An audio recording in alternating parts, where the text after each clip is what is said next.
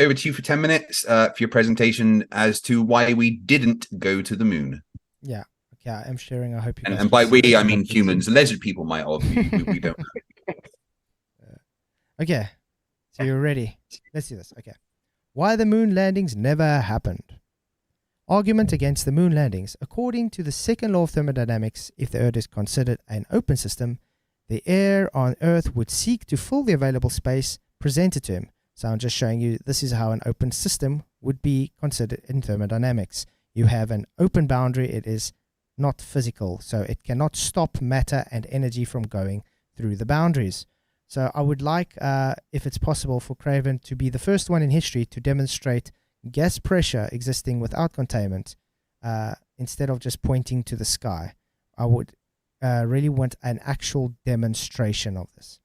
Okay, and then the same would be if the Earth is considered a closed system. Great. Then the air is here to breathe, but nothing can leave the Earth. So therefore, you wouldn't have astronauts in so-called space, and they wouldn't be able to go to the moon. This would be a closed system. Only energy can go through the boundaries, no matter. That's all based on the law of thermodynamics. So that would be my main argument. And I would really love to see a rebuttal to that. Okay. Now the second argument is an argument that the astronauts are lying. Ooh, this is a big one. Okay. First we get to Donald Pettit. He says he claims to have seen the stars, the nebula, and so forth from space. I mean, that's quite a clear statement. He knows he saw stars and everything. We get to Mike Massimino, also an astronaut on the ISS, also claims with Donald Pettit to have seen the stars, nebula, and so forth. So, great so far. They're saying exactly the same thing. But let's move to Neil Armstrong. Neil Armstrong claims it's pitch black, that you see no stars. Why is that? So, and he specifically said between Earth and the moon is exactly the same. So you don't see stars before you get to the moon, and you don't see stars when you get on the moon. So there's no cherry picking and saying, oh, you just took it when he's on the moon. No. Now, this is already showing that why are astronauts lying? Because two astronauts already said they do see stars. Neil Armstrong says he doesn't. Now we move to Buzz Aldrin. Buzz Aldrin claims space to be a deep black, but with velvet sheen to it. So he can't really be honest. He's saying, yeah, it looks black, but there's velvet sheen, so we can assume that means there's stars. Totally contradicting what Neil Armstrong just said. And what do you know? They were on the same mission together. Let's move to Chris Hadfield. Chris Hadfield also claims space to be a deep black, but with velvet sheen to it. So the same as Buzz Aldrin. And going totally against what Neil Armstrong says. So who's lying, guys? Then we get to Mitchell Collins. Also was one of the three on the Apollo 11. Mitchell Collins says he can't remember seeing any stars. This was an actual interview when they got back. And then later on, he wrote in his book, he states that he does see stars. So what usually happens when you lie, guys? You're going to go and try and fix it. He doesn't realize that he never said he didn't see any stars. So he backtracked and contradicted himself. That's traits of a liar. Now, argument against the moon landings. Would they all contradict one another's observation if they really did go to the claimed space they go to? So, stars or no stars? Which one is it? So far, it's in the middle because half say yes, half say no. So who maybe they went to a different space or something. Who knows? Argument against the moon landings again.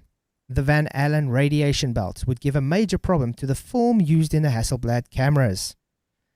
We all know this, very simple stuff, because it's based with chemicals. And if you have radiation on chemicals, you're going to have huge problems.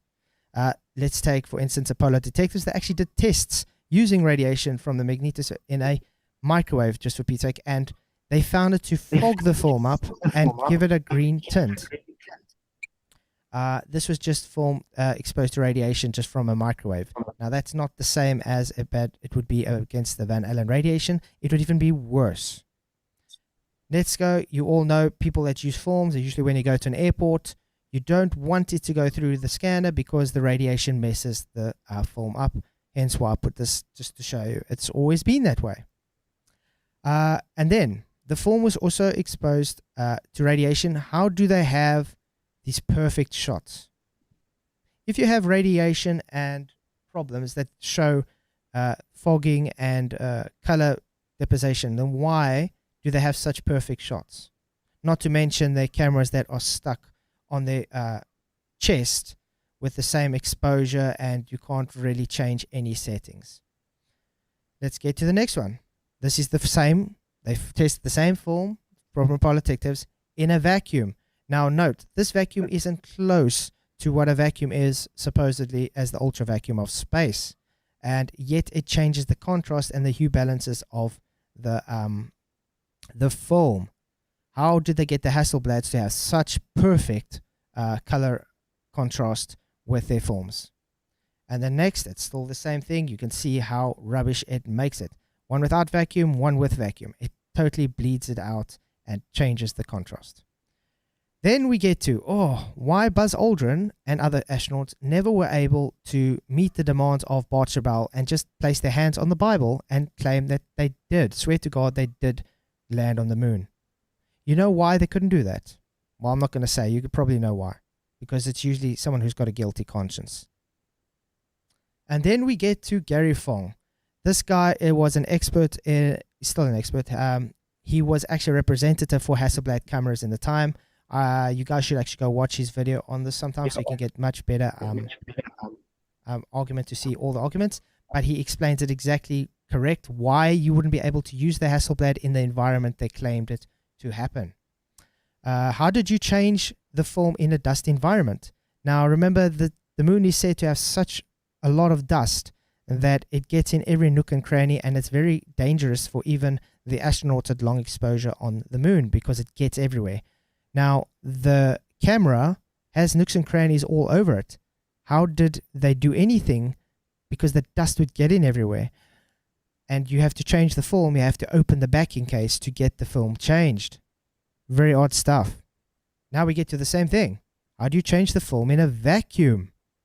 Now, we all know what happens in a vacuum to every chemical. It starts boiling.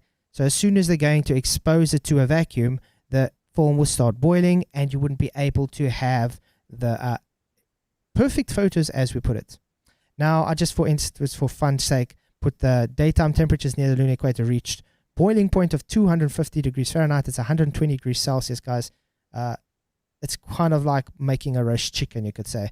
While nighttime temperatures get in the chilly, minus 208 degrees Fahrenheit, that's minus 130 degrees Celsius.